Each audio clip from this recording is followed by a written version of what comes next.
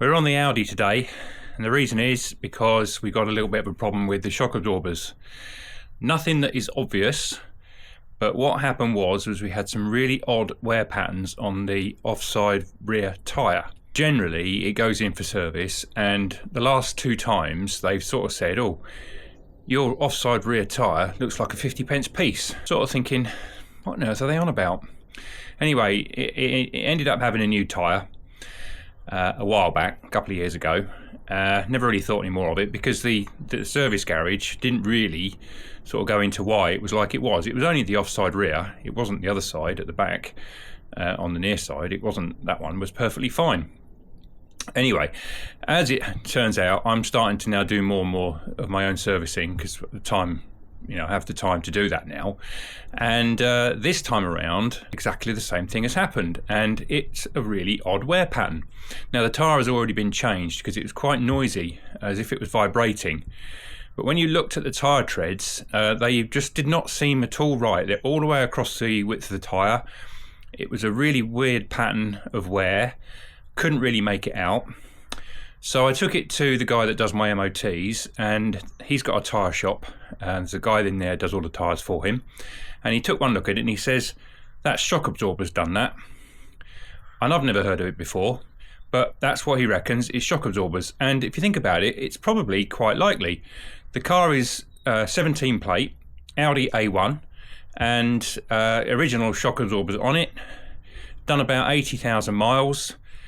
And it only ever happens on the offside rear tyre. So I'm going to change these shock absorbers to see how easy it is actually to do. So without further ado, let's crack on. There is the shock absorber, great long thing, goes all the way to the top of the wheel arch, up behind the arch lining, and all the way down, and basically bolts on the back of the spring cup. So there's one bolt at the bottom. The gas cylinder is the bottom half, and then the piston rod is inside that cover and goes up to the top of the wheel arch. It's fairly straightforward. First things we need to do is get the arch lining out, because there is a mounting unit up there which is bolted to the wheel arch, and we need to get access to that, and at the moment we can't because the arch lining is in the way. So let's get that off.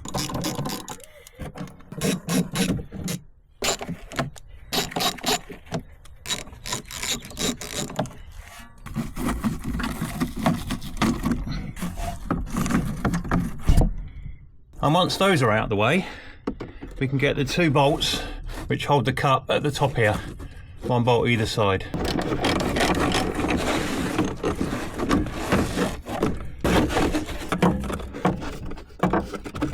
Go, which is out of the top. Give it a bit of a tickle and the old wire bristles. And it's 16mm, and you're not getting a socket on it.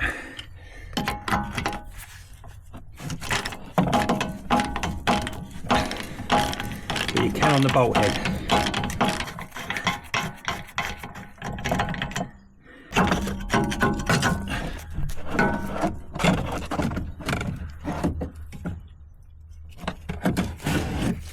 And there she's out. Right, here's your old one with the dust cover on the top and the bracket, and this is how the new one comes. It comes with like a banded strapping around it to keep it from extending itself, and a little plastic cone on the top just to guide the plastic strapping, because underneath there is a thread. First of all, we got to get the shock absorber unthreaded from this housing here, and then before we do that, we'll just double check that, yeah, is it the right one? As certain as I can be. This is what came. I put in the registration, and we're fitting Bilsteins, German, the car's German, that's good enough for me. Right, let's get this top off. Little plastic cut, and inside there is a 16 nylock with a flattened end for a spanner, 6mm spanner to be able to hold the end at the same time as trying to turn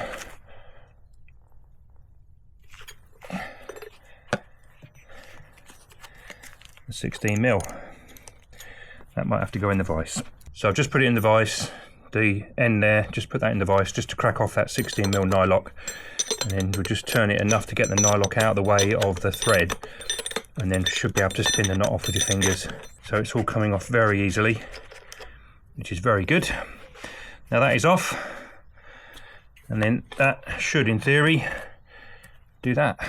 All looking pretty tidy and clean. No perishing to the gaiter there. Plastic is all in good condition. There's a bush up inside which you want to leave there. That's all part of this. If you want to take any of that apart, just leave it well alone. Right, let's stick it back together. So we just want to get that down the middle, push that in, pokes out the top, put the knot on. And I'm going to put that in the vise and do it up with a spanner.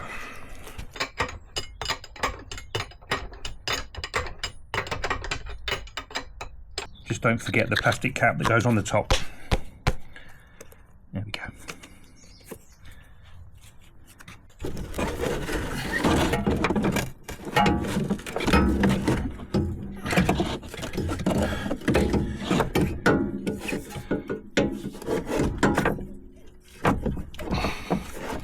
You can do it either way around. Put the bottom bolt in first, or hold the shocker up and put the two top bolts in. It's entirely up to you. I suppose in some way put the bottom bolt in first probably makes it slightly easier, but doesn't really make a lot of difference. I'll put a copper grease on the bolts themselves, on the threads, so that they just got half a chance of staying lubricated, but I haven't put anything heavier grease type on that at all. It's just a bit of copper spray. And the same on the bottom one. And I'm not done the top ones up yet, because I want to get sure that goes in properly, and then we can put the nut on there and right.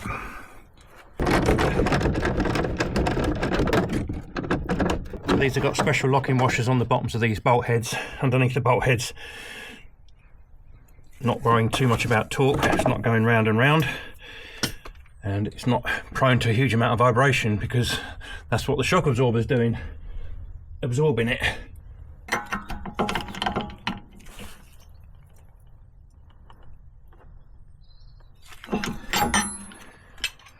Now, even though we think it's just the right hand side, the off side, that's actually the problem, you always must replace shock absorbers in pairs. You cannot replace one on its own.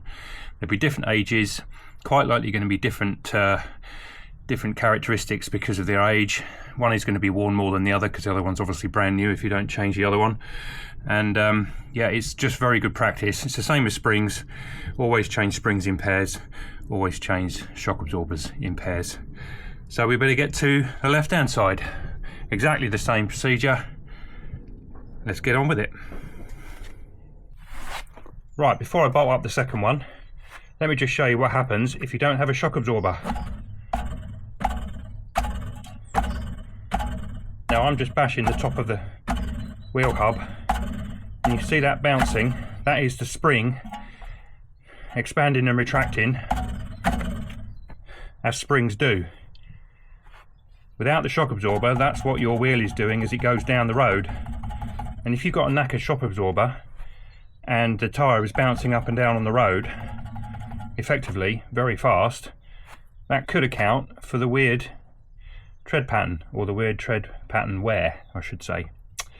So I reckon we're going to give it a go. A few thousand miles will tell us, because the tyre is virtually brand new, but a few thousand miles will tell us whether this has actually fixed a problem, and if it hasn't, back to the drawing board. And that is a nice quick little video on how to change the shock absorbers on an Audi A1. And a lot of the Audis are all the same. They've got that cup at the top of the shock absorber which bolts to the arch and the wheel arch there, one bolt at the bottom, and it's out and in no time at all. Very simple, very easy. Easily do that on the driveway. just be safe, make sure it's jocked, blocked, and not going to come down on top of you, and you'll be good to go. Hope this video's helped you out. If you want to do shock absorbers yourself, now you know how to do it. Put a like on the video if you like the video, comment and share to your friends. Every little helps. Like comments, we like shares, we like likes, and most of all we like subscriptions. So please subscribe to our channel because it costs you absolutely nothing. You get to see all sorts of stuff going on our channel, everything from historic classic cars, historic tractors, classic and vintage tractors, and sometimes modern cars such as this one behind me. Till the next time, take care, and I'll see you on the next one. Bye for now.